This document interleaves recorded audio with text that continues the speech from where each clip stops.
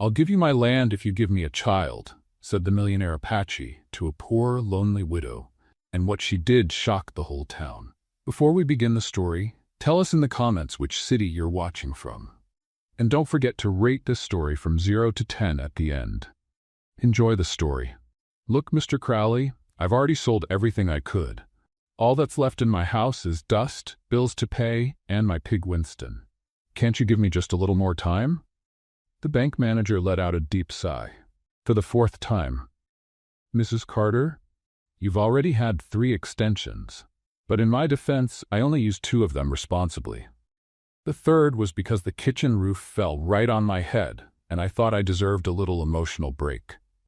Crowley adjusted his glasses with the kind of patience that made it clear he really wanted a kick-out client button on his desk. "The rule is simple. If the debt isn't paid within 30 days, the property goes to auction." Evelyn swallowed hard. 30 days? 30 days. In 30 days, not even a cactus blooms. Do you expect me to bloom money out here in the middle of the desert? The manager cleared his throat, growing impatient. She tilted her head, a bit more bold. "Tell me, Mr. Crowley, doesn't the bank have a heart? Not even a tiny piece, hidden in a vault somewhere next to the gold bars?" "Don't joke about that, Mrs. Carter. This is not a laughing matter. Look, I know the bank is a business, not a charity. But you have a heart, don't you? This house is all I have left of Harold." But it didn't matter. The papers in front of her were cold as stone. The signatures were already there, like dried wounds. The final deadline was written in bold. 30 days. "Money or the house key, Mrs. Carter?" Evelyn stood up slowly, straightened her skirt, and looked him straight in the eye. "Well, just so you know, Mr. Crowley, when I get rich, and I will, even if I have to win the church ladies' bingo, I'm going to buy this bank. And the first thing I'll do is fix this lobby because it's just plain ugly." She walked out like she was about to storm Normandy, ignoring the other customers' looks and the manager's voice calling behind her. 30 days, Mrs. Carter, not one more. Outside. Evelyn crossed her arms, took a deep breath, and mumbled, "All right, let's see. I've got a house falling apart, a stove that only works if you hit it with a wooden spoon, a pig who thinks he's a dog, and now a 30-day deadline before I'm sleeping on the street. Wonderful."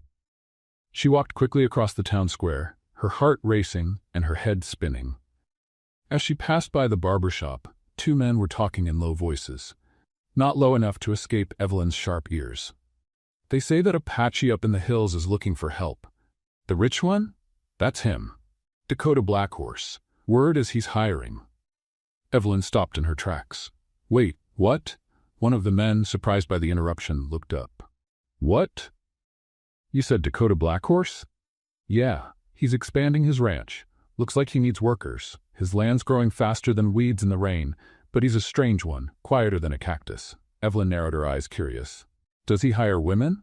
Don't know.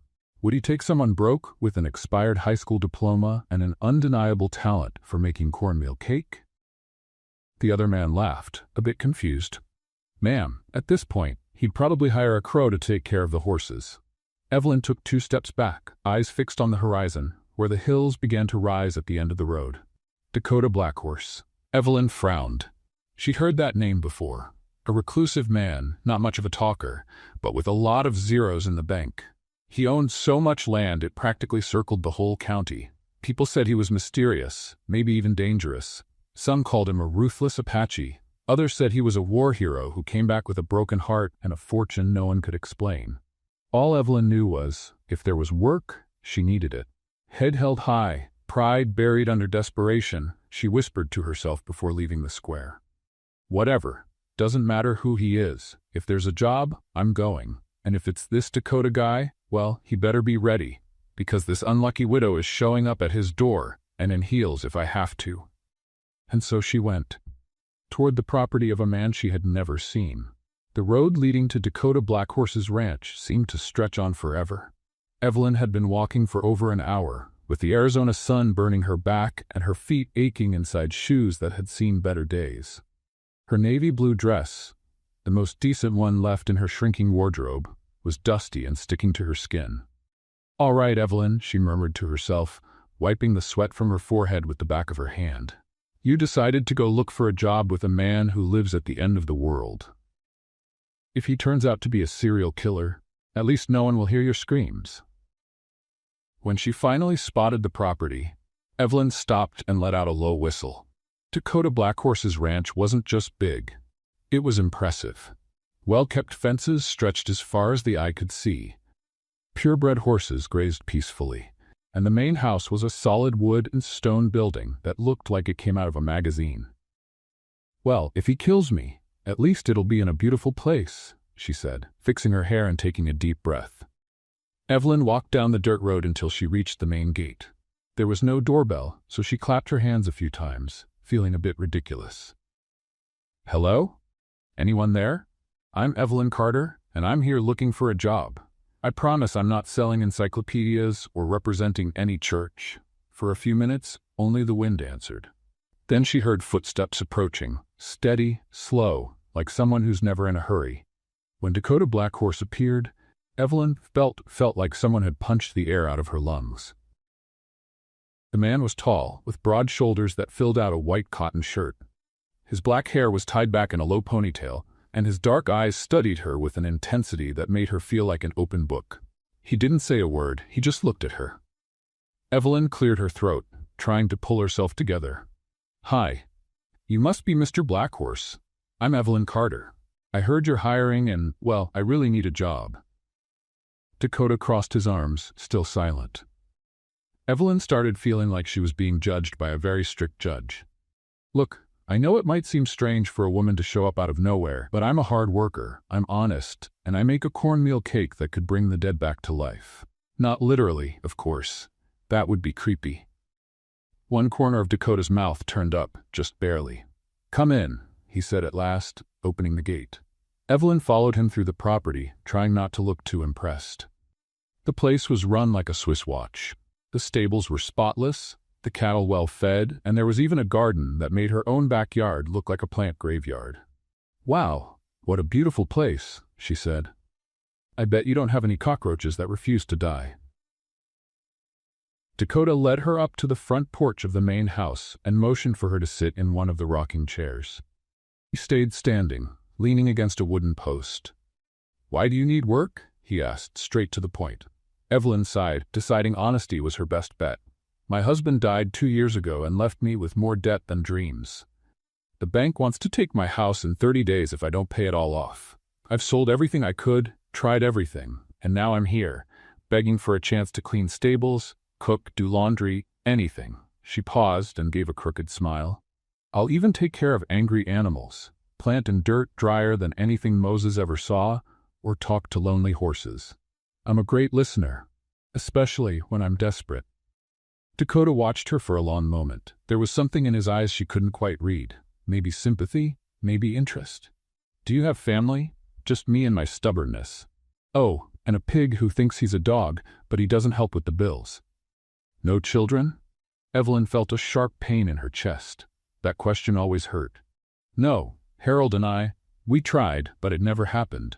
Maybe it's for the best, considering the financial mess he left behind." Dakota nodded slowly, like he was thinking through every word. Then he stepped in front of her, looking her straight in the eye. "You said you'd take any kind of job. Any honest job that doesn't involve wrestling bears. What if I offered something better than cleaning stables?" Evelyn frowned, confused. "Better how? Because honestly, at this point in my life, cleaning stables would feel like hitting the jackpot." Dakota took a deep breath, like he was about to jump off a cliff. "If you need money that badly, I have a better offer." "I'm listening," she said, leaning forward, curious. The silence that followed felt like forever. Dakota looked out toward the horizon, then at his own hands, and finally back at her. "I'll give you half of my land, if you give me a child." Evelyn blinked once, then twice. She was sure she had heard him wrong. "Sorry, could you repeat that? Because I swear I just heard you say something completely crazy." "You heard right." Evelyn stood up so quickly that the rocking chair behind her shook violently. Her face went through at least 3 shades of red before she could get a word out. You just proposed. What exactly?" "A deal," said Dakota, with the same calm tone someone would use to offer sugar for coffee. "Half of my land in exchange for an heir." Evelyn opened and closed her mouth several times, like a fish out of water. You're serious? Completely? She turned, took 2 steps toward the door, stopped, turned back toward him, and pointed an accusing finger. I walked all the way here under the scorching sun, and this is the kind of crazy proposal you have for me? It's not crazy. It's practical. Practical? You think I'm what, a walking wound with legs? Dakota didn't flinch at her outburst. In fact, he seemed to be expecting exactly this reaction. You need money. I need an heir. It's a solution that benefits us both. Evelyn laughed, but it wasn't a happy laugh. It was the kind of laugh people let out when they think they're losing their mind. Oh, wonderful, so romantic. What a charming offer. You must be very popular with the ladies in town. I don't usually go into town. I can imagine why, she replied sarcastically. With those social skills, you must be the king of the local dances. Dakota crossed his arms again, looking slightly amused by her outrage. It's a generous offer. Generous? Evelyn put her hands on her hips. Do you even know how much half of this land is worth? I do. That's why I'm offering it. And you think that any woman would agree to something like this? Would you? The question caught her off guard. Evelyn opened her mouth to give an outraged answer, but nothing came out. Because deep down, a small, treacherous part of her mind was doing the math. Half that land was worth more than she had ever dreamed of owning in her entire life. She stammered. Think about it, Dakota said, heading to the door. You have 1 week to decide. 1 week, she nearly shouted. You make me this insane offer and give me a week to decide? It's enough time. Enough time to completely lose my mind, maybe. Dakota stopped at the door and turned to her one last time. The gate will be open if you decide to come back. And then he went inside, leaving Evelyn alone on the porch, with her heart racing, her mind spinning, and the absolute certainty that her life had just gotten even more complicated than she ever thought possible. The walk back home felt even longer than the trip there. Evelyn walked slowly, her feet aching, her thoughts spinning like a top out of control. With each step, Dakota's words echoed in her mind. I'll give you half of my land if you give me a child. That man is crazy, she muttered, kicking a rock in the middle of the road. Who even says something like that? It's like he stepped right out of one of those cheap romance novels the church ladies read in secret. She stopped in the middle of the road and looked up at the sky, as if expecting some divine answer to drop from the endless Arizona blue. Lord, I know life has its cruel little jokes, but this is getting out of hand. First Harold dies and leaves me with more debt than a politician in election year. Now a rich Apache shows up offering me half a kingdom in exchange for 4. She shook her head, unable to finish the sentence out loud. This has to be some kind of cosmic test. Or maybe I hit my head, and now I'm hallucinating. When she finally reached her property, Evelyn stopped at the gate and let out a long sigh. The house looked even more rundown after seeing Dakota's perfect ranch. The peeling paint, the missing roof tiles, the fence that looked more like a crooked smile. Home sweet home, she said to herself dryly, where glamour is optional and poverty is guaranteed. But as she got closer to the front door, she froze. A man in a dark suit was standing there, holding a leather briefcase and checking a pocket watch with the impatience of someone who had more important places to be. Mrs. Carter? He asked, looking up as she approached. That's me, Evelyn answered, already feeling a bad feeling in her gut. And you are? Thomas Mitchell, bank officer. I need to speak with you about your property. Evelyn felt the blood freeze in her veins. A bank officer never showed up at your door to deliver good news. Did Mr. Crowley send me a gift? She asked, trying to keep her tone light, though her voice trembled slightly. Because if it's a fruit basket, I can tell you right now, I'll accept it. Mitchell didn't smile. He opened his briefcase and pulled out some documents. I'm afraid I have to inform you that the timeline for settling your debt has changed. The situation has become more urgent. More urgent how? Evelyn swallowed hard. Because 30 days was already tight. If you want less than that, you'll have to invent some new days of the week. The deadline has been reduced to 2 weeks, Mrs. Carter. Evelyn's legs nearly gave out. She leaned against the doorframe and yielding, feeling like the world had suddenly started spinning faster. Excuse me? 2 weeks, 14 days, starting today. But that's impossible. Mr. Crowley told me 30 days this morning.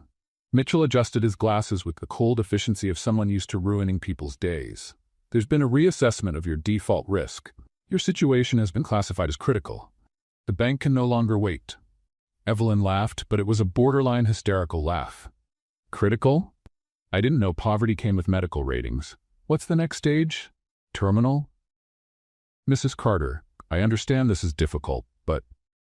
Difficult, she cut in, raising her voice. Mr. Mitchell, difficult is opening a jar of pickles without breaking a nail. Impossible is finding $15,000 in 2 weeks when I barely have 15 cents in my pocket. It's actually $15,300, he corrected, checking the paperwork. Oh, thank you for the precision. Evelyn clapped her hands sarcastically. That helps so much. Now I know the exact amount of money I don't have. Mitchell sighed and held out the documents to her. These are the official papers. The auction will take place in 2 weeks at 10 in the morning in the town square. Evelyn looked at the papers like they were poisonous snakes. And if I don't come up with the money? The property will be sold to cover the debt. Any remaining balance will be returned to you, of course. Of course, she repeated, bitter. Because everyone knows falling down houses go for sky-high prices. Mitchell closed his briefcase and adjusted his hat. I'm sorry, Mrs. Carter. It's just business. Just business, she murmured as she watched him walk away. To you, it's just business. To me, it's my whole life. Once he disappeared down the road, Evelyn stepped into her house and dropped into a chair in the kitchen. She put her head in her hands and tried to think clearly, but her mind felt like a hurricane. 2 weeks, 14 days, 336 hours to come up with more money than she'd ever seen in her life. All right, Evelyn, she said to herself, trying to stay focused. Let's make a list of options. She grabbed a pencil and an old piece of paper and started writing. Option 1, rob a bank. She paused, then crossed it out. Too risky, and I don't have a horse to escape on. Option 2, win the lottery. Another line through it. I'd need to buy a ticket first, and I don't even have money for that. Option 3, find buried treasure in the backyard. Cross that out too. If there were treasure back there, the cockroaches would have found it by now. Option 4, marry a rich man who magically shows up at my door. She stopped writing and stared at the paper. It wasn't exactly a rich man who had magically shown up at her door, but no, Evelyn, she said out loud to herself. Don't even think about it.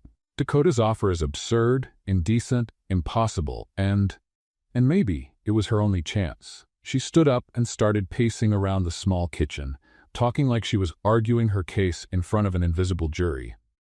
Let's look at the facts, ladies and gentlemen of the jury. Fact number 1, I need $15,000 in 2 weeks. Fact number 2, I don't even have $15. Fact number 3, Dakota Blackhorse is offering way more than $15,000. She stopped and looked at the foggy mirror hanging on the wall. But what he's asking in return, that's… She couldn't even say the word out loud. It's a business arrangement, she said finally, trying to convince herself. Like selling a cake or doing laundry. Just more complicated. She began pacing again.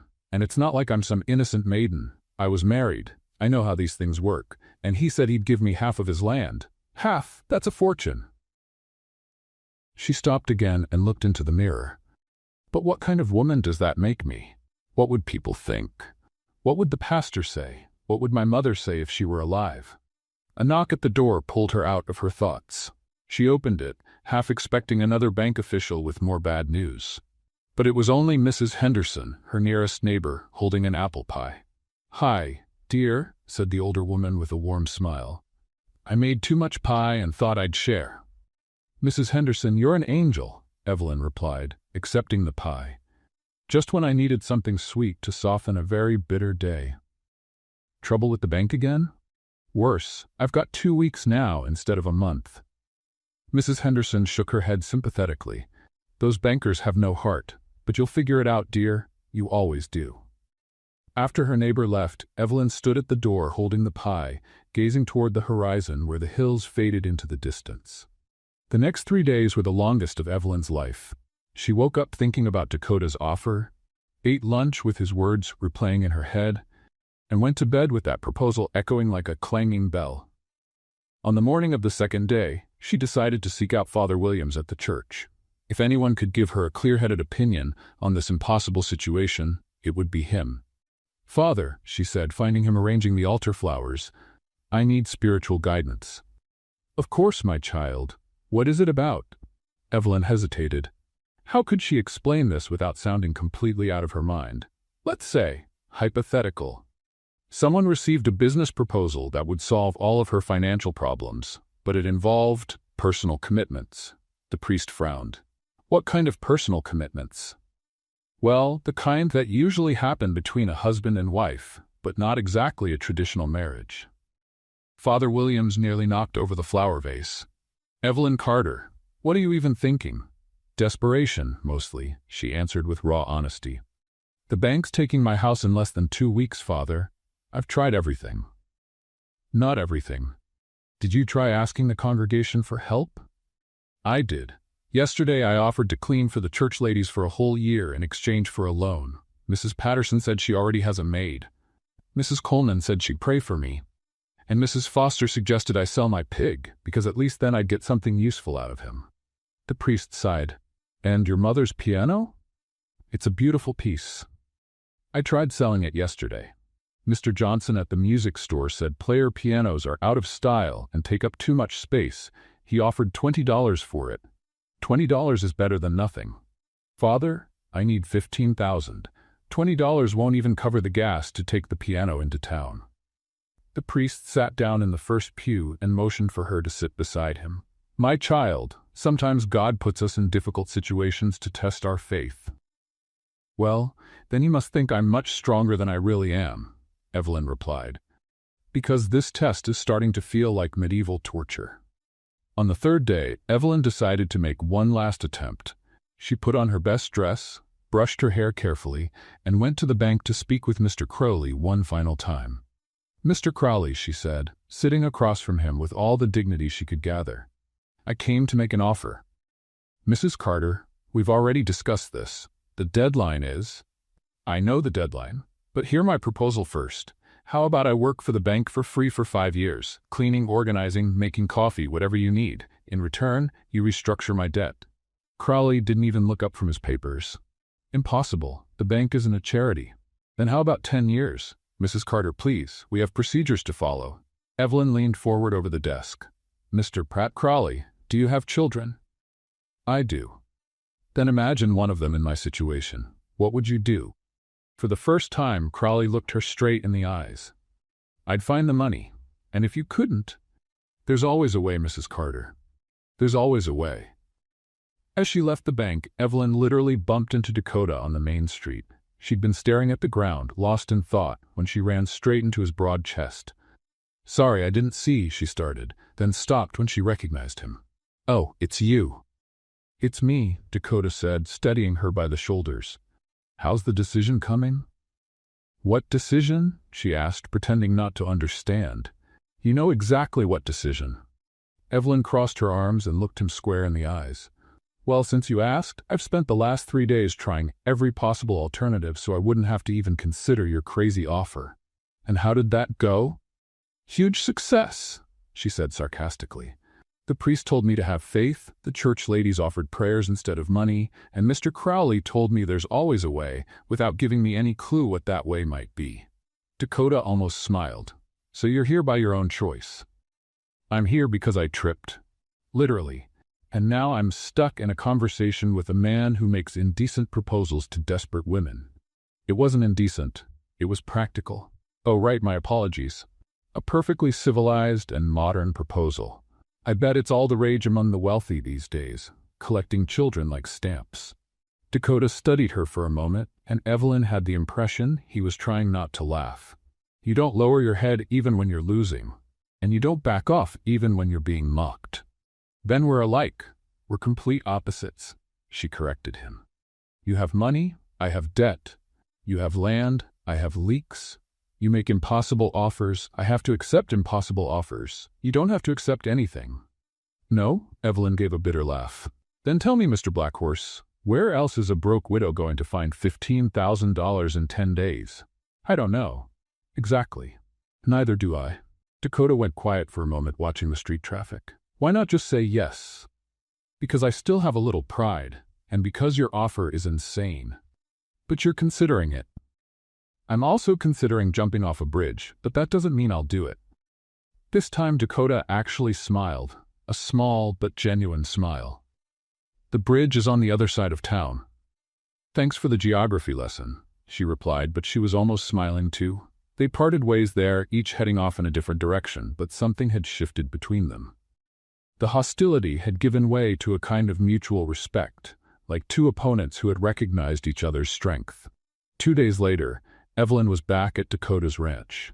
This time, she hadn't dressed up. She was covered in dust from the road, her hair a mess, her eyes swollen from too much thinking and crying.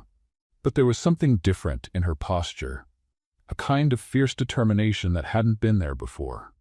Dakota saw her coming from the porch and walked down the steps to meet her halfway. "You came back," he said without surprise. "I did," she confirmed, stopping a few feet away. "But I'm not saying yes yet. I want to hear your terms, all of them. And I want to know the real reason behind this crazy offer." Dakota nodded slowly. "Come in, let's talk." She sat in the chair he offered, folded her hands in her lap, and looked him straight in the eye. "All right, Mr. Blackhorse. I want the truth now. Why does a man like you have to make an offer like this just to have a child?" Dakota poured himself a glass of water and offered one to her. She declined with a gesture. "It's a long story. I've got time. Actually, I've got nothing but time, since in a week I'll probably be living under a bridge."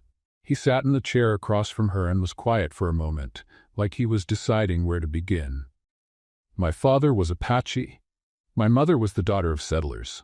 I grew up between two worlds and never fully belonged to either." "That explains the sunny personality," Evelyn commented dryly. Dakota ignored the sarcasm and kept going. "When I made money from cattle and mining, I bought this land. Legally, documented, paid with my own money. But there are groups that question my right to own it. Because you're Apache? Mostly, they claim the land should belong to real Americans." He made air quotes. "Benjamin Harlow is the leader of that group. He's been trying to push me out for years by any means necessary." Evelyn frowned. "And how does a child fix that? A legal heir born on American soil to an American mother makes the ownership undisputable. It's a legal shield even Harlow can't get past." "I see," she said, processing. "So I'd be like a walking insurance policy. That's not how I see it. No? Then how do you see it?" Dakota looked her straight in the eye. "As a partnership, you need financial security, I need an heir. We both get something out of it." Evelyn leaned forward. "All right, let's hear your conditions. And I want everything clear from the start. I don't want to find out anything ugly later." "First condition," Dakota said, his tone more formal now. "The child will be my legal heir, with full rights to the property." "Fine. Second, you'll have complete freedom to come and go, but you'll need to live here." "This is the legal residence." Evelyn considered that. "Define complete freedom. You can visit town, have guests, do as you wish. You just can't set up residence anywhere else while the agreement is in effect." "And how long is the agreement in effect?" "Until the child turns 18. 18 years? Evelyn stood up. "You expect me to spend the next 18 years of my life stuck here?" "Not stuck, there's a difference. Maybe for you." "What's the third condition?" Dakota hesitated for a moment. "The marriage will be real, official, with signed and registered papers." Evelyn slowly sat back down. "A real marriage?" "Yes, with all the implications that come with it." "Yes." She stayed silent for a long moment, staring down at her hands. "All right, now my conditions," Dakota nodded. "First, I want to be treated with respect. Always. If you mistreat me in front of the staff, people in town, or anyone else, the agreement ends right then and there." "Agreed." "Second, I want to have a say in decisions involving the property and the child. I'm not a servant. I'm a partner." "Agreed." "Third, I will never be treated like your possession. I can have my own opinions, express how I feel, and disagree with you when I think it's necessary." "Agreed." "And fourth," she looked him straight in the eye, "if at any point you decide you want a second wife, or a mistress, or anything like that, you tell me first, so I can leave with dignity." Dakota frowned. "Why would I want that?" "Rich men always want that, sooner or later. It's just a precaution." "I won't want that." "How can you be sure?" Because I'm not that kind of man. Evelyn studied him for a moment, trying to see if he meant it. All right, those are my conditions. Dakota stood and walked to a desk in the corner of the room. He pulled out some papers and a pen. I'll write up the agreement now. Everything in writing, signed and witnessed. While he wrote, Evelyn walked around the room looking at the objects. There were a few books on the shelves, all in English, some on farming and livestock, others on business law. One or two framed photos showed Arizona landscapes. No family pictures, she noted. I don't have a family. Everyone has family. Mine is gone. His tone made it clear she shouldn't ask more. 20 minutes later, Dakota finished writing and handed her the papers. Evelyn read everything twice, checking each clause carefully. Looks fair, she said at last. So we have a deal? Evelyn took a deep breath. This was it, the final decision. She could get up and leave, accept poverty and the loss of her home as the life she'd been dealt. Or she could sign those papers and step into the craziest adventure of her life. We have a deal, she said, picking up the pen. She signed her name in firm handwriting, without hesitation. Dakota did the same. When they finished, he placed one copy in the desk and handed the other to her. There, our business partners. And future spouses, she added, trying to sound casual. And future spouses, he repeated. For a moment, they looked at each other in silence. There was something in Dakota's eyes that Evelyn couldn't quite read. It wasn't triumph or relief. It was something deeper, more complex. Before they could say anything else, urgent knocking at the door broke the moment. Dakota frowned and went to open it. It was Jacob, one of the ranch hands, his face red from running. Boss, I need to talk to you. It's urgent. What is it? Jacob glanced at Evelyn, hesitant. You can speak, Dakota said. She's part of the family now. It's about Mrs. Carter, actually. I just got back from town and found out the bank sold her debt.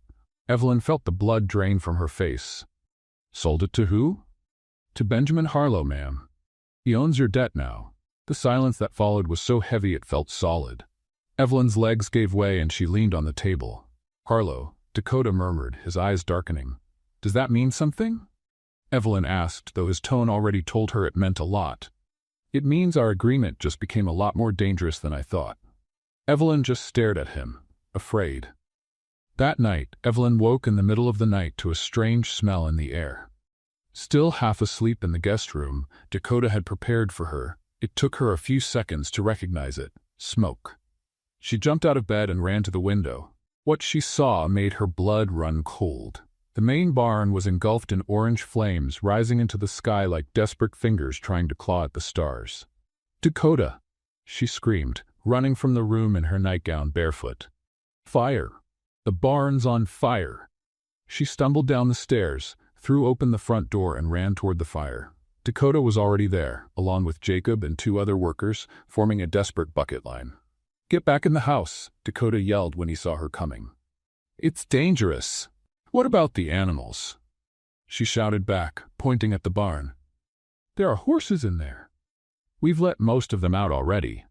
But Evelyn could still hear the desperate whinnies coming from inside the burning structure. Without a second thought, she grabbed a cloth, soaked it at the nearest water pump, and tied it around her face. Evelyn, no. Dakota dropped the buckets and ran after her, but she had already disappeared through the barn's side door. Inside, the heat was unbearable. The thick smoke burned her eyes and made it hard to breathe. Evelyn followed the sound of the panicked animals. She found two horses trapped at the back, locked in their stalls, wild with fear. Easy, sweethearts, she said, coughing, trying to keep her voice calm as she opened the first stall. Auntie Evelyn's getting you out of here. The first horse, a nervous chestnut, reared up when she opened the door. Evelyn threw herself to the side, avoiding the hooves by just a few inches. I know you're scared, honey, but if you trample me, we're both going to end up grilled. She managed to guide the horse to the exit. The second horse, a black mare, was calmer, but still clearly frightened. Evelyn gave her a quick pat on the neck. Come on, girl. Time to get out of this oven. When she finally got out of the barn with the mare, Dakota grabbed her by the shoulders, his face a mix of relief and fury. You're completely out of your mind. You could have died. But I didn't, she said, coughing and wiping her teary eyes. And neither did the horses. Everybody wins. Wins? Dakota looked at her like she'd gone crazy. You're covered in soot, scratched up, and you smell like a chimney. Evelyn looked down and saw he was right. Her hands were black with smoke, her nightgown was torn in places, and a cut on her left arm was bleeding. Well, at least I match the decor now, she said, pointing toward the still-smoking barn. Fire survivor chic is in this season. For the first time since they'd met, Dakota laughed. Not a polite smile or a short chuckle, but a full, genuine laugh that echoed across the ranch. What's so funny? Evelyn asked, confused but smiling too. You, he said, shaking his head. You just risked your life for 2 horses that aren't even yours. You look like you walked out of a fireplace, and you're cracking jokes. It's my coping mechanism, she explained, wiping more soot from her face. When life gets too serious, I turn into a comedian. It's that or a nervous breakdown, and breakdowns are way less fun. For the next 2 hours, they worked together to fully put out the fire and assess the damage. The barn was gone, but the animals were safe, and the fire hadn't spread to other buildings. As the sun began to rise, Dakota and Jacob searched through the still smoldering debris. That's when Jacob found something. Boss, come take a look at this. Dakota walked over, and Jacob pointed to a partially melted glass bottle among the charred wood. Even with all the fire, it still smelled like kerosene. Someone set this, Dakota said, his voice tight with restrained anger. Who would do that? Evelyn asked, walking up after washing and changing clothes. Not hard to guess, Dakota replied, looking toward the hills. Someone who wants to see me fail. That Harlow guy? Probably. Or someone working for him. Evelyn crossed her arms, still smelling the smoke in her hair. Well, then he got what he wanted. The barn's toast. We'll rebuild, Dakota said firmly. Evelyn looked at the 2 men and suddenly had an idea. What if we don't rebuild the same? What if we build something better? Dakota looked at her, curious. Better how? Bigger, safer, with a fire system. If we have enemies trying to burn our stuff, we'd better be ready. Our stuff? Dakota repeated. Well, technically, I'm a partner in this business now, right? And if there's one thing I've learned from being poor, it's that sometimes you have to rebuild better than before, just out of sheer stubbornness. Dakota studied her for a moment, and Evelyn saw that same unreadable expression cross his face again. Do you have any idea how to do that? A few. Nothing fancy, but practical. Harold might have left me in debt, but he also taught me a few things about construction. They were discussing rebuild options when Jacob came running from the main house. Boss, there's a letter on the front door. Someone must have left it during the fire. Dakota took the envelope. No sender, no stamp. Just to the widow, written in uneven handwriting. It's for me, Evelyn said, reaching out. She opened the envelope and read the short message in silence. Her face gradually went pale. What does it say? Dakota asked. Evelyn handed him the paper. The message was simple and direct. Leave his life or die. Dakota crumpled the paper in his hand, his knuckles turning white. This has gone too far. It was a warning, Evelyn said, trying to keep her voice calm, though her heart was racing. The question is, from who? Doesn't matter who. What matters is that now you're in danger because of me. Evelyn looked at the barn's remains, then at the crumpled letter in Dakota's hand, and finally at the man who had become her husband on paper. You know what, Dakota? She said, surprised by how steady her voice was. I'm already about to lose my house, my financial security, and I nearly turned into barbecue trying to save your horses. If someone thinks an anonymous little note is going to scare me now, they're dead wrong. Dakota looked at her for a long moment, and for the first time since they met, Evelyn saw something like admiration in his eyes. The morning after the fire, Dakota walked into the kitchen with a determined look, one Evelyn was already starting to recognize as trouble. You need to leave, he said bluntly as she was making coffee. Evelyn froze mid-pour and looked at him like he just suggested she fly to the moon. Leave and go where, exactly? Anywhere. A relative's house, another town. Just far from here. Oh, of course, she said, stirring the coffee deliberately. Because I have so many relatives fighting to take me in, and people lining up to offer me work in other towns. Evelyn, I'm serious. After that letter yesterday. Dakota, she turned to face him, hands on her hips. I'm already neck-deep in this mess. I'm not running now like some scared rabbit. It's not running, it's protecting yourself. No, it is running. And I've never run from anything in my life. I'm not starting now. Dakota sighed and ran a hand through his hair. You don't understand the danger. I understand perfectly. She interrupted. Someone burned down your barn, sent me a death threat, and probably has more nasty surprises planned. But I also understand that I'm staying and helping you. Because that's what partners do. Partners? You said it yourself. We're business partners now, and partners don't abandon ship when things get hard. Dakota studied her for a long moment. Why are you doing this? Because she poured the coffee into 2 cups. For the first time in a long while, I feel like I can actually make a difference in something. And honestly, I've already lost everything. I've got nothing left to lose. You have your life? I do. And I intend to use it well. Dakota took the cup she offered and sipped it, thoughtful. If you're staying, you need to know how to defend yourself. Great. What do you suggest? Wrestling classes? Because I've fought with some stubborn chickens before. I've got experience. I'll teach you to shoot and to ride better, and some tracking basics. Evelyn raised her eyebrows. Tracking? I'm going to be a scout now? You're going to be someone who knows when they're being followed. After breakfast, Evelyn announced she needed to return to her old house to grab some clothes and personal items. And my pig, she added. Your what? My pet pig. Winston. He thinks he's a dog, but I haven't been able to convince him otherwise. Dakota looked at her like she was speaking a foreign language. You have a pig who thinks he's a dog. I do. And no, before you ask, he doesn't bark. But he growls at strangers and sniffs everything. Very protective. For the first time since the fire, Dakota smiled. Of course, let's go get your pig, dog. The trip to Evelyn's old home was eye-opening. Dakota watched her gather her few belongings, some clothes, books, the wedding photo with Harold, and a small cloth doll that had belonged to her mother. Winston, the pig in question, greeted Dakota with suspicion, grunting and placing himself between Evelyn and the stranger. Winston, behave? Evelyn said. This is Dakota. Well, it's complicated, but he's on our team now. The pig looked up at her like he completely understood how complicated things were. Back at the ranch, Dakota started Evelyn's training right away. The first archery lessons were a disaster. Aim for the center of the target, Dakota said, standing behind her to correct her stance. I am aiming, Evelyn replied, focused. Then why did the arrow end up in the tree behind the target? Maybe the tree was plotting against me. On her 3rd try, she hit the target, barely. Progress, she cheered. In a few years, I might even hit the center.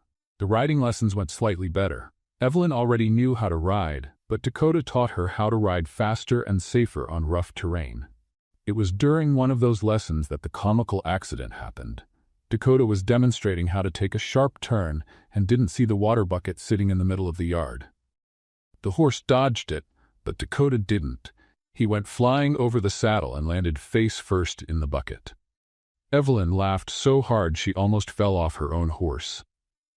Very graceful, she said, trying to stop laughing as Dakota got up, dripping wet and with his dignity slightly bruised.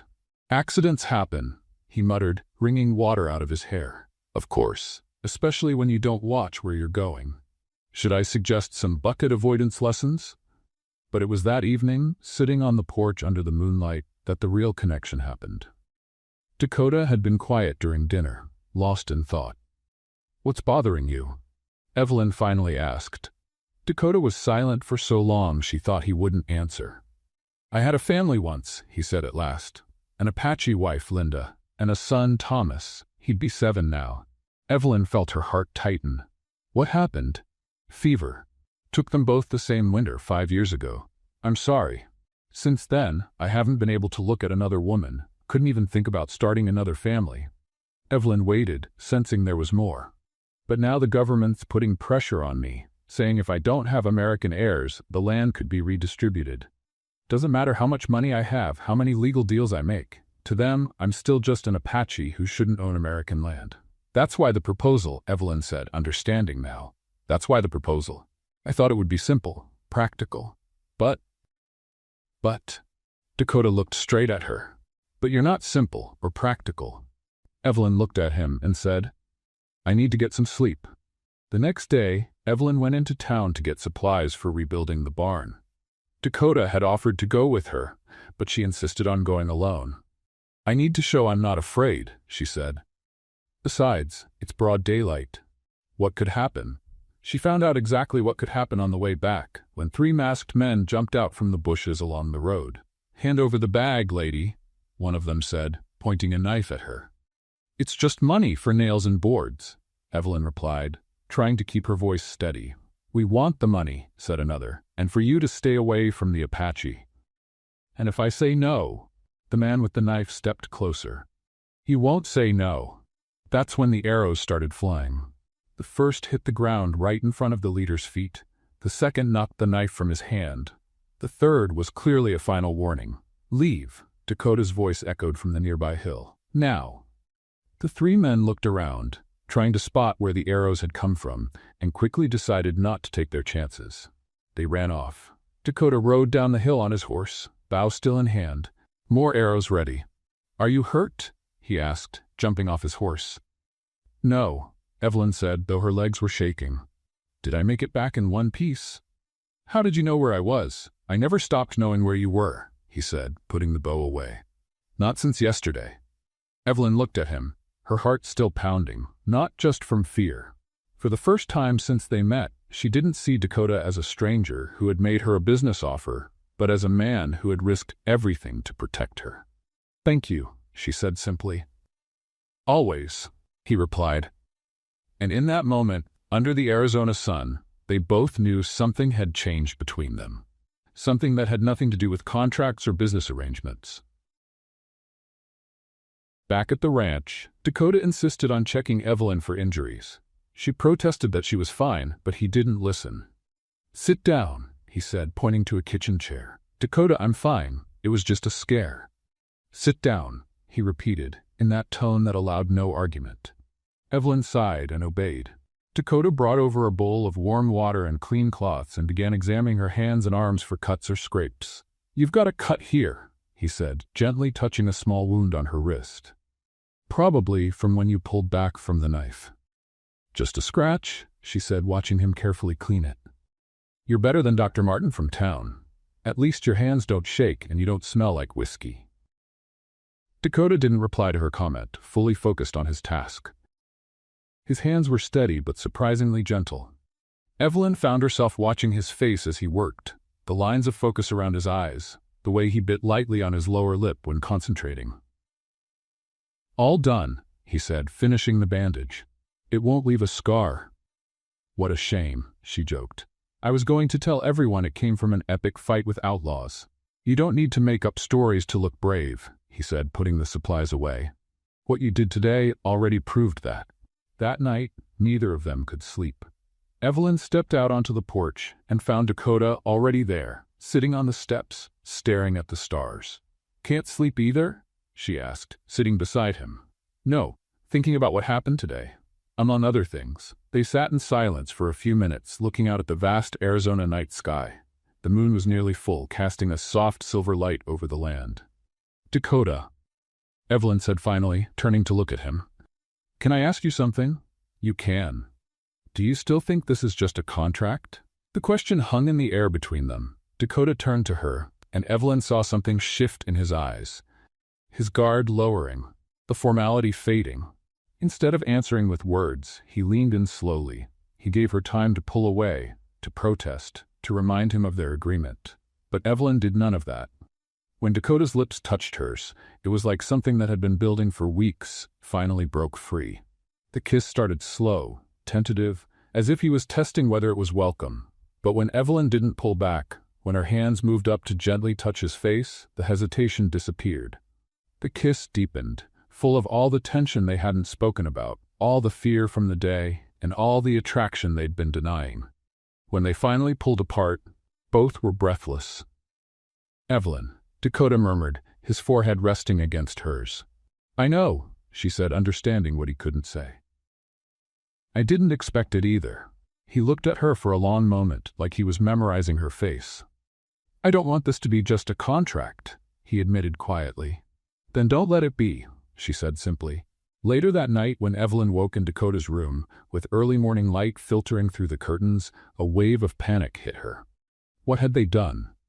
How would this change everything between them? Dakota was sleeping beside her, one arm protectively around her waist. She watched him for a moment, noticing how much younger he looked in sleep, how much softer. Carefully, so as not to wake him, she slipped out of bed and returned to her own room. In the days that followed, both acted as if nothing had happened. Dakota returned to being formal and distant, talking only about practical things like the barn reconstruction and ranch security. Evelyn responded in kind, keeping the conversation strictly professional. But the way they looked at each other when they thought the other wasn't watching told a different story. There was a constant awareness of the other's presence, an electric tension that filled the air whenever they were in the same room.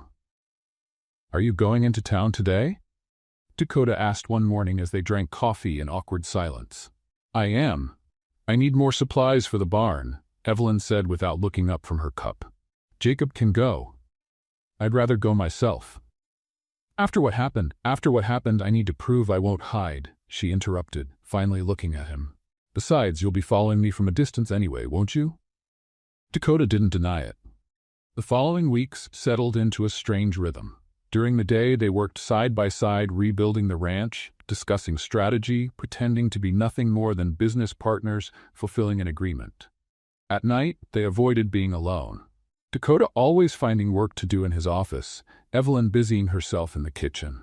But about 3 weeks later, Evelyn started to notice something different. First, it was the unusual fatigue. She, who had always had plenty of energy, now found herself exhausted by the end of the day. Then came the morning nausea, which she first blamed on Dakota's strong coffee. But when she realized she was late, everything clicked. "This can't be," she whispered, counting the days on the kitchen calendar for the third time. "This can't be." But it could, and it probably was. 2 days later, Evelyn quietly made her way to Dr. Martin's office in town. The doctor was old and discreet, known for treating both Apaches and settlers without asking too many questions. "Well, Mrs. Carter," said Dr. Martin after the exam, adjusting his glasses with a warm smile. "Or should I say, Mrs. Blackhorse? Congratulations, you're pregnant. I'd say about a month along." Evelyn froze on the exam table. "Are you sure?" "Absolutely. A healthy baby, as far as I can tell. You'll need to start paying more attention to your diet and get plenty of rest." The ride back to the ranch passed in a haze. Evelyn could barely process it. A baby. She was carrying Dakota's child. This wasn't supposed to happen so fast. Their agreement was practical, calculated.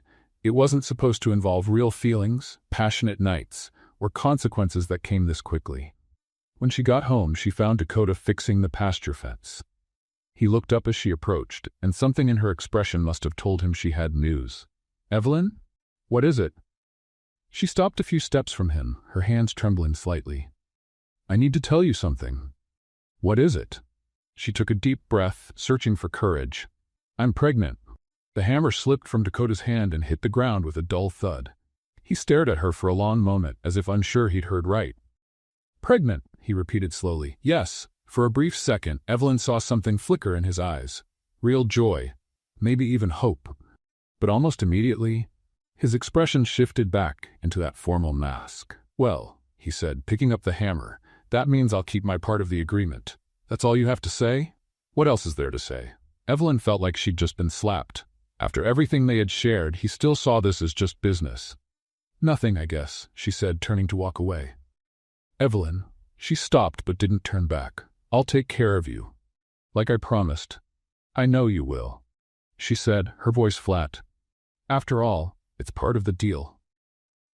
And with that, she went into the house, leaving Dakota alone with his thoughts, and the realization that he had gotten exactly what he wanted, but might have lost something far more valuable in the process. The news of Evelyn's pregnancy spread through Prescott like wildfire. In less than a week, the entire town knew that the widow Carter was expecting a child with the richest Apache in the region. Evelyn found out the hard way, overhearing conversations that stopped abruptly when she walked by, and catching stares that followed her like poisoned arrows every time she went out in public. "Well, Winston," she said to the pig, who was trotting beside her on a makeshift leash during their morning walk across the property, "looks like we're the talk of the town. What an honor."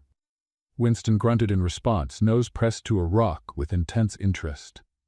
"You're right," Evelyn agreed. "Rocks are far more interesting than the people in this town." It was the following Thursday, during a trip to the market, that Evelyn had her first direct run-in with public opinion. Mrs. Patterson, wife of the hardware store owner, was loudly chatting with two other women as Evelyn entered. "Oh, she planned it all," Mrs. Patterson was saying, making no effort to lower her voice. "A desperate widow, a rich man. It's not hard to see how these things happen." "Such a shame," added Mrs. Coleman. "A Christian woman selling herself like that." Evelyn walked up to the counter and smiled politely at Mr. Henderson, the grocer. "Good morning, Mr. Henderson. I need flour, sugar, and maybe some of that coarse salt over there," she said, pointing. "The kind folks use to keep away nosy old gossips." The three women fell silent. Mr. Henderson tried to hide a smile. "Of course, Mrs. Blackhorse. How much would you like?" "A lot," Evelyn said loudly enough for the entire store to hear. "Apparently, there are way more nosy old gossips in town than I expected." Mrs. Patterson turned red. "Well, I never. Really?" Evelyn turned to her with exaggerated interest. "So you've never done anything questionable for money? How admirable. Must be nice being born rich and never having to make hard choices." "I wasn't born rich, you insolent girl." "Oh, my mistake," Evelyn replied with mock humility. "Then you understand my situation perfectly. Good to know I can count on your Christian compassion." And with that, she turned and walked away, leaving the woman speechless. Back at the ranch, Evelyn found Dakota working on the fence near the south pasture. Winston ran to him immediately, grunting cheerfully. The pig had decided Dakota was part of the family. "How was town?" Dakota asked, scratching behind Winston's ears. "Fun," Evelyn said as she unloaded the supplies. "I found out I'm apparently both a calculating opportunist and an innocent victim, depending on who's talking." "And what did you say to that?" "I told them if getting pregnant by an Apache was my master plan to get rich, then they're seriously overestimating my planning skills. I mean, there are way easier ways to make money, like robbing banks or selling miracle elixirs." Dakota almost smiled. "Nothing gets to you, does it?" "Of course things get to me," she said, picking up Winston as he started chewing on her skirt. "Winston, stop eating my clothes. I'm not food." She looked back at Dakota. "But I've learned that if you let people see you're shaken, they just stomp harder." That afternoon, Jacob came running from the barn with troubling news. "Boss, there are 3 men in suits at the gate. Say they're lawyers." Dakota and Evelyn exchanged a glance. Lawyers rarely brought good news. The 3 men stood in front of the main house like vultures circling a carcass. The leader, a tall, thin man with glasses too small for his face, held a leather briefcase. "Mr. Blackhorse," he said. "I'm Chester Mills, attorney representing Mr. Benjamin Harlow. We have some documents to present to you." Dakota crossed his arms. "What kind of documents?" "Documents challenging your legal right to this land," Mills said, opening the case.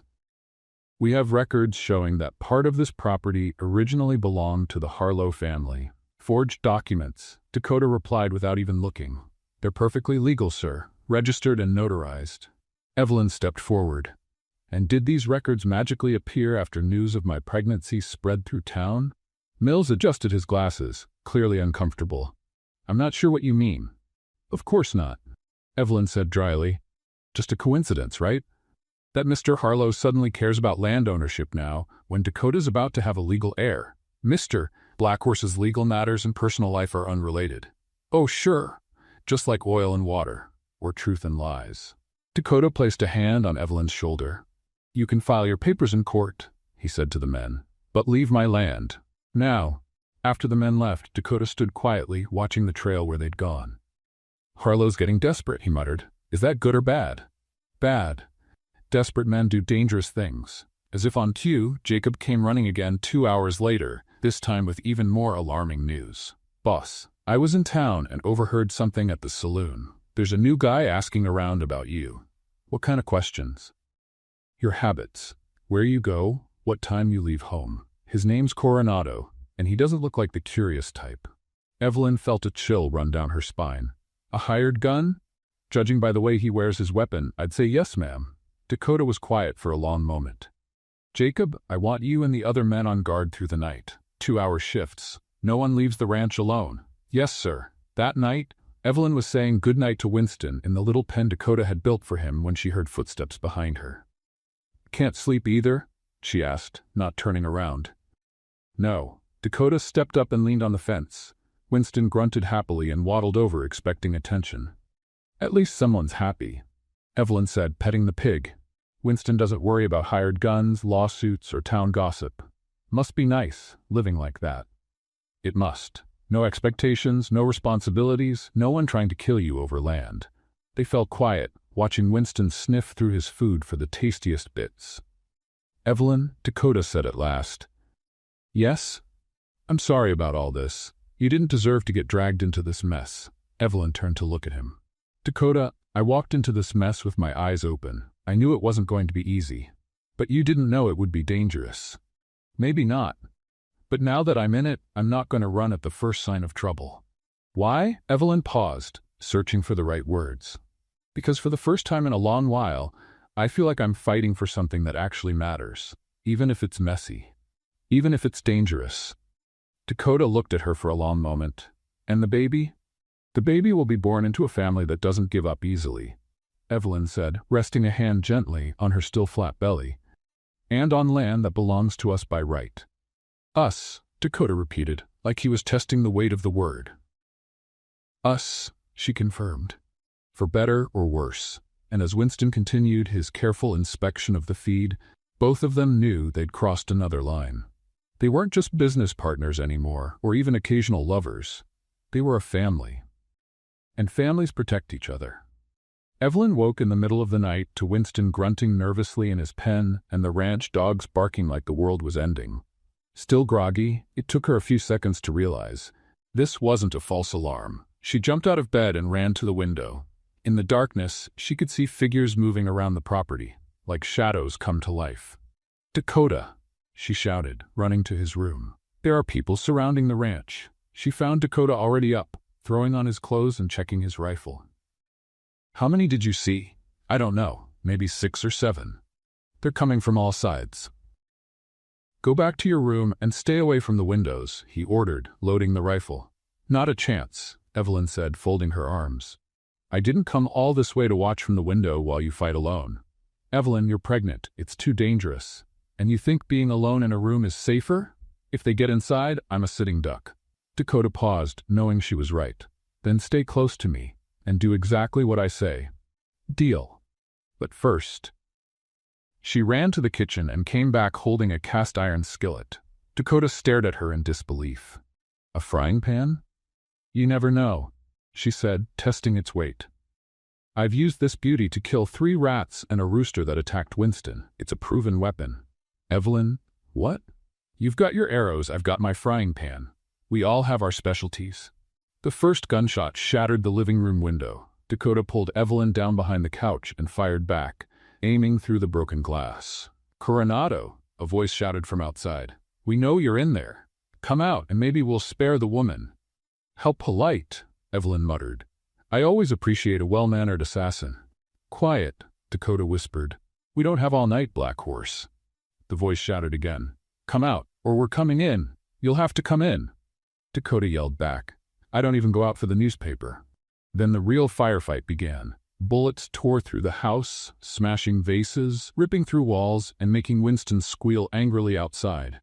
"My pig," Evelyn gasped. "They're gonna hurt Winston. Winston's probably safer than we are right now," Dakota said, reloading. "At least he has a hiding spot." Evelyn crawled over to the ammo box Dakota had left near the fireplace. "What do you need?" "Shells. Blue box." She grabbed a handful and crawled back under another hail of gunfire.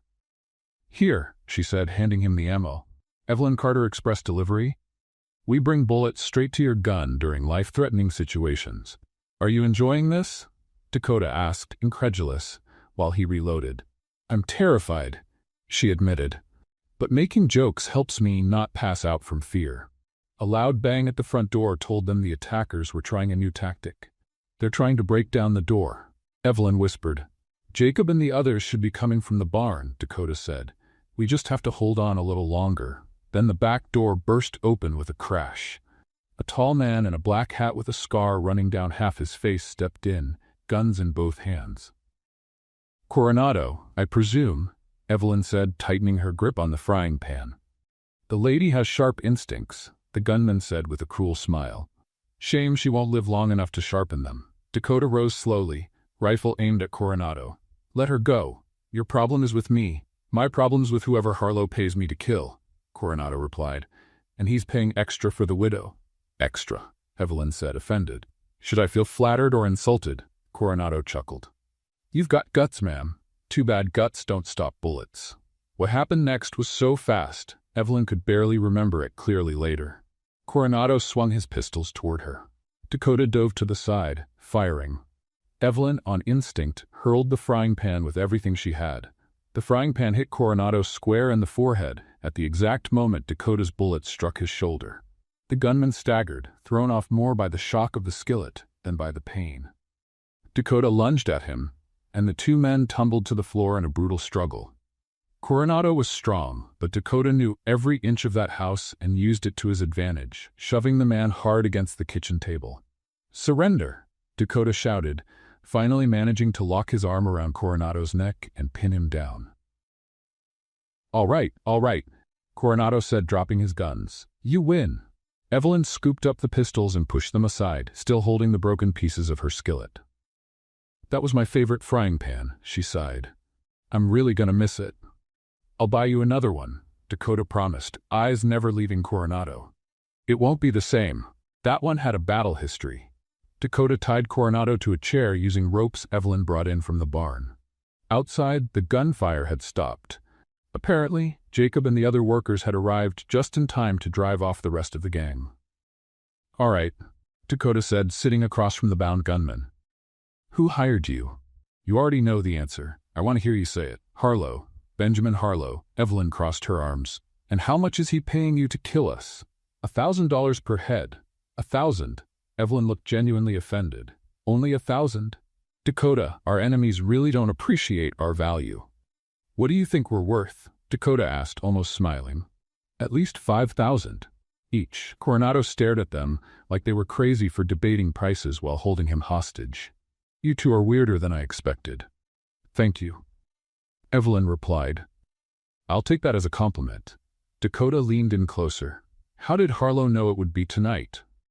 What do you mean? You came at the perfect time, with the right number of men, and you knew exactly how to surround the property. Someone gave you very detailed information. Coronado hesitated, and something shifted in his expression. You've got a traitor among you, he said finally. The silence that followed was deafening. Evelyn and Dakota looked at each other, the same realization hitting them both. Who? Dakota asked. I don't know the name, but someone here is feeding Harlow information. Someone who knows your routines, your schedule, your plans. Evelyn felt a chill crawl down her spine. If there was a traitor on the ranch, it meant they were never truly safe. Every move they made was being watched. Every plan reported. I lied when I said you'd won, Coronado said, his smile dark. You only won this battle. The war is far from over. Dakota clenched his fists. And who is the traitor? That, Coronado said, you'll have to figure out yourselves, but be careful, he's closer than you think. Evelyn looked out the shattered window at the ranch hands approaching the house. Every familiar face suddenly looked suspicious. The danger hadn't passed, it had just become more dangerous, because now the enemy had a familiar face and intimate access to their lives. The next morning, Dakota took Coronado to town in chains, escorted by Jacob and 2 other men. Sheriff Thompson, a middle-aged man with a graying mustache, received the prisoner with a mix of relief and concern. Hired gun, Dakota explained. He admitted Benjamin Harlow paid him to kill us. That's a serious accusation, Dakota, the sheriff said. You have proof? I've got his confession and 6 witnesses who saw the attack on my property. All right, I'll hold him here while we investigate. Back at the ranch, Evelyn was determined to find out how Harlow had gotten such precise information about their lives. Something was nagging at her, a suspicion she couldn't quite put into words. Dakota, she said, finding him repairing the broken windows, can I go back to my old house? I want to check some papers I left there. You shouldn't go alone. I'll take Winston for protection, she joked. He may not look scary, but he makes plenty of noise when he's nervous. Dakota hesitated, then nodded. Jacob will go with you. Don't take long.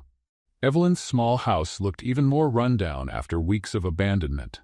She went straight to the cabinet where she kept her important documents, marriage papers, certificates, and the cursed bank promissory notes. "What exactly are you looking for, ma'am?" Jacob asked, standing guard at the door. "Something that shouldn't be here," Evelyn murmured, flipping through the papers. Something that... She stopped. Among the bank documents were papers she didn't recognize. Small alterations, scribbled numbers, dates that didn't match her memory. "This is very strange," she said, comparing two documents side by side. "Jacob, do you know anything about numbers?" "A little, ma'am." "Look at this." She pointed to the promissory notes.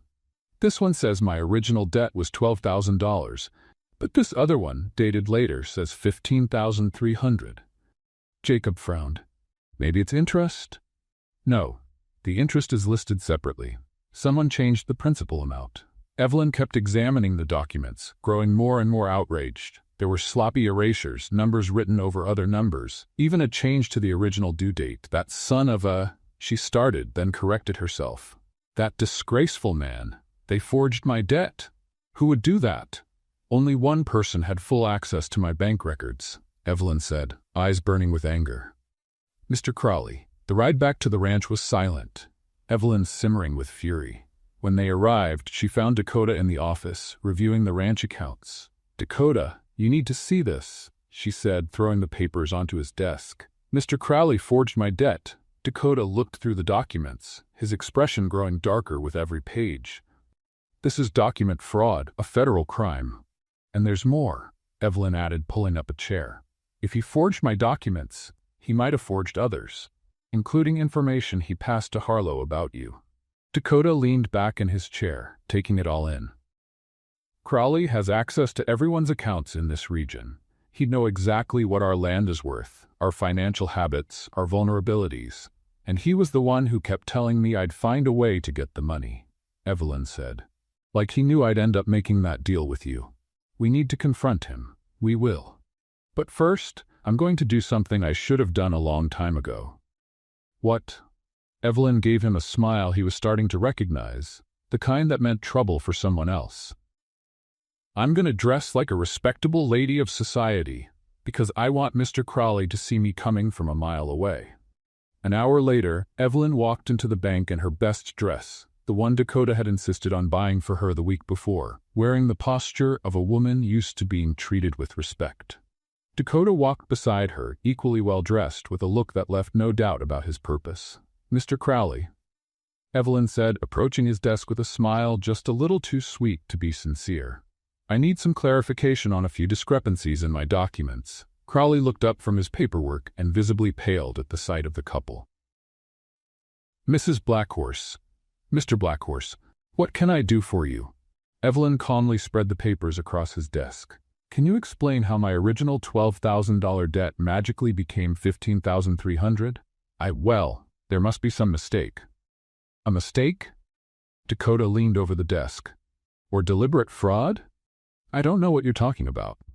Crowley stammered, but his hands trembled as he sifted through the papers. "Mr. Crowley," Evelyn said, her voice still sweet, but now with steel underneath. "I may be poor, but I'm not stupid. And I may not have formal education, but I can count. And," added Dakota, "we also have documents proving that you passed confidential information to Benjamin Harlow, details about our finances, our schedules, our plans." Crowley started to sweat. "These are very serious accusations." "Oh, they are," Evelyn said cheerfully.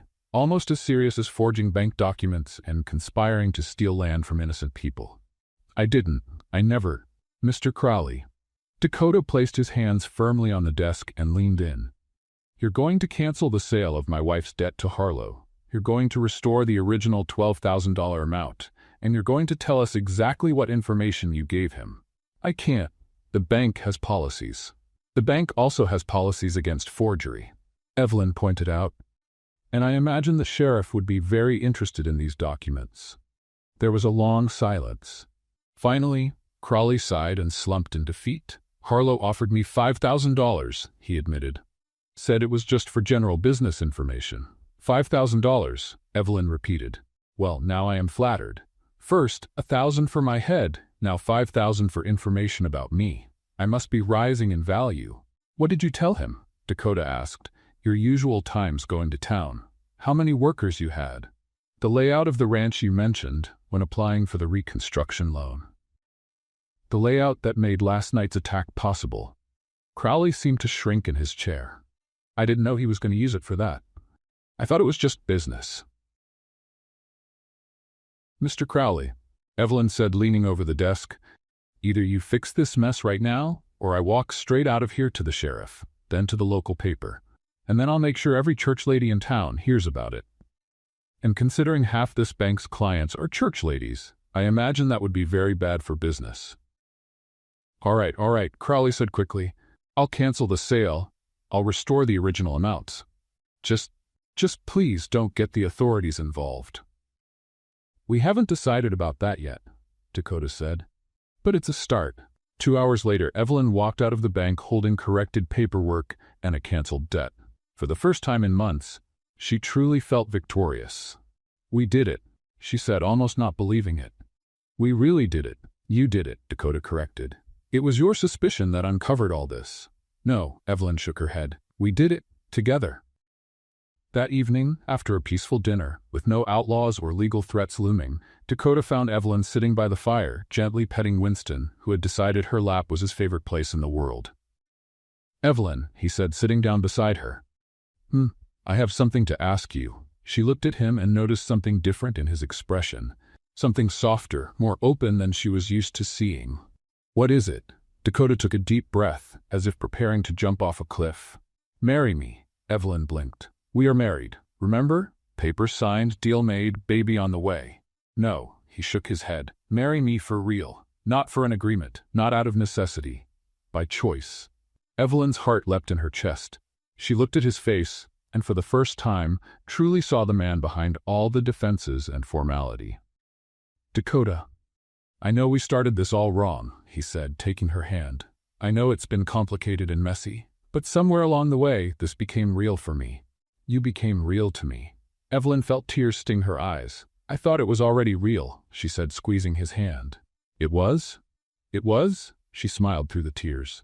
We were just waiting for our hearts to catch up. And when Dakota kissed her there, by the fire, with Winston grunting his approval between them, Evelyn knew she had finally found her place in the world. It wasn't just the ranch, or financial security, or even love. It was family. The true kind they had built together, against all odds. 6 months later, the Black Horse Ranch had become a sight to behold. The new barn didn't just replace the old one, it exceeded it in every way. Larger, safer, and fitted with an irrigation system that made the neighbors jealous. Evelyn had insisted on incorporating traditional Apache details into the modern architecture, creating a unique blend of cultures in harmony. See that fence there? She said to Dr. Martin, who had come for his monthly visit to check on her pregnancy. Dakota said that geometric pattern was impossible. Took me 3 weeks to prove him wrong. And how are you feeling, my dear? The doctor asked, putting away his stethoscope. Like a very happy whale, Evelyn replied, rubbing her round belly. This little girl seems to have inherited her father's stubbornness. She spends all night doing acrobatics in there. A girl? I'm sure of it. No boy would cause this much trouble before he's even born. Winston, who had grown significantly and now weighed nearly 50 kilos, lay at her feet like a giant dog. The pig had become a local legend. Folks from town would sometimes stop by just to see the dog pig of the Black Horses. It was on a warm September morning that the contractions started. Evelyn was in the kitchen, trying to convince Winston to stop stealing carrots from the vegetable basket. Winston, for heaven's sake, she said, holding a carrot above her head, you're not a rabbit, and even if you were, you're already too fat. That's when the first contraction hit her. Strong, sudden, she had to brace herself on the kitchen table. Dakota, she shouted. I think it's time. Dakota came running from the parlor, saw her expression, and immediately panicked. What do I do? Where do we go? Do I need to get the doctor? Hot water? Why do they always say hot water? Dakota, Evelyn said, breathing deeply through another contraction. Breathe. One of us has to stay calm, and clearly it won't be me. The labor lasted 8 hours. 8 hours during which Dakota paced the room like a caged animal. Jacob tried and failed to keep him company. And Winston stood guard at the bedroom door, grunting quietly every time Evelyn groaned. "At least the pig is calmer than you," Jacob observed. "The pig isn't waiting on his firstborn," Dakota shot back. "Technically, neither are you," Jacob pointed out. "Evelyn is the one giving birth." Dakota gave him a look that made Jacob decide it was best to stay quiet. Finally, just as the sun began to set, a strong, indignant cry echoed from the bedroom. Dr. Martin stepped out a few minutes later with a wide smile. "Congratulations, Dakota. You have a beautiful, healthy baby girl." "A daughter," Dakota repeated as if testing how the word sounded. "And Evelyn wants to see you." Dakota walked into the room and found Evelyn exhausted but radiant, holding a tiny bundle that looked like it contained the most precious thing in the world. "Come meet your daughter," she said, smiling. Dakota approached hesitantly and looked down at the small, red face. The baby had his slightly almond-shaped eyes but Evelyn's small, upturned nose. She began, but his voice cracked. "Beautiful? Perfect? Future terror of this ranch," Evelyn offered. "All of the above," he said, gently touching one of the tiny hands. "What should we name her?" "How about Hope?" Dakota suggested. "Because that's what you gave me." "Hope. Hope Blackhorse," Evelyn tested. "I like it. It's strong." In the weeks that followed, word of Dakota's daughter spread through town. But this time, the reaction was different. The respect the couple had earned through their struggles had shifted public opinion. "Have you heard about the Blackhorse baby?" Mrs. Patterson gossiped at the market. "I heard she's absolutely precious," Mrs. Coleman replied. "And after everything they've been through, they deserve that happiness." "Who would have thought the unlucky widow would become one of the luckiest women in the territory?" noted Mrs. Foster. Evelyn overheard that remark during a trip to town and couldn't help but laugh. "Lucky?" she said to Mr. Henderson, the shopkeeper. "Mr. Henderson, if surviving arson, gunmen, and a husband who panics at the word labor is luck, then yes, I'm truly blessed." 3 months after Hope's birth, Dakota surprised Evelyn with an announcement. "I want to renew our vows," he said one morning over coffee. "Renew? We just got married not long ago." "No, we made a business deal not long ago. I want a real wedding, with guests, with you in a white dress, and no contracts involved." Evelyn looked at him over her coffee cup, trying not to smile. "Dakota Blackhorse, are you proposing again?" "I am. Even though I'm stubborn, opinionated, and have a pet pig that weighs more than some horses? Especially because of that." "Then I accept," she said, "on one condition." "What is it?" "Winston gets to be our ring bearer." The ceremony took place on a Sunday in December, under a sunset that painted the Arizona sky in shades of gold and red. The ranch was decorated with wildflowers and colorful ribbons. Guests came from all over, some out of curiosity, others out of genuine affection for the couple. Evelyn wore a simple but elegant white dress and carried Hope in her arms during the ceremony. Dakota stood beside her, more nervous than he'd been in any gunfight. "Dakota Blackhorse," said Father Williams, "do you take Evelyn as your wife, to love and protect her in wealth and poverty, in sickness and in health?" "I do." "Evelyn Carter Blackhorse, do you take Dakota as your husband, to love and support him in joy and sorrow, through good times and bad?" "I do," she said, looking straight into Dakota's eyes. "And I promise to try not to criticize your cooking skills too often." Laughter from the crowd broke the solemn moment, and even Dakota smiled. When it was time for personal vows, Dakota took a deep breath. "Evelyn, you didn't just give me a daughter. You gave me hope. You gave me a family. You gave me a reason to build something that will last for generations." "And you," she replied, her voice thick with emotion, "you gave me a home. Not just this land, but a place I belong. A place where I can be myself, with all my quirks and my stubborn pig." When the priest declared them husband and wife again, the celebration that followed lasted late into the night. Children ran between the tables, music filled the air, and even Winston joined in, wearing a bow tie that Evelyn had insisted he wear. "He's better dressed than half the guests," Dakota said, watching the pig greet visitors with polite little grunts. "Winston always had class," Evelyn defended. "He just didn't like to show it." Later, after the last guests had gone and Hope was peacefully asleep in her crib, Evelyn sat on the porch with Dakota. The land stretched out in front of them, bathed in the light of the full moon. "We did it," she said simply. "Did what?" "Everything. The ranch is thriving. We have a healthy daughter. The town respects us. Even Harlow gave up after Coronado went to jail. And most importantly, Dakota said, pulling her close, "We have each other." Evelyn looked out at the land that was now truly hers, not because of a contract or a deal, but because of love and hard work. She looked at the man beside her, who had once been a stranger with an impossible offer and had become her partner in everything. "You know," she said, leaning on his shoulder, "when you made that crazy proposal, I thought you were desperate. I was, and I thought it was the worst idea in the world. It was. But sometimes," she smiled, "the worst ideas turn out to be the best decisions." And there, under the Arizona stars, with their daughter asleep inside and Winston snoring happily in his pen, Evelyn knew she had found exactly what she didn't even know she was looking for. A family, a home, and a love that had grown from the most unlikely circumstances into the truest, most real thing in her life. What did you think of Evelyn and Dakota's story? Leave your thoughts in the comments below. Rate this story from 0 to 10. What's your score? Don't forget to subscribe to the channel and turn on the notification bell to hear all our stories. And check out more touching stories by clicking right here on the screen.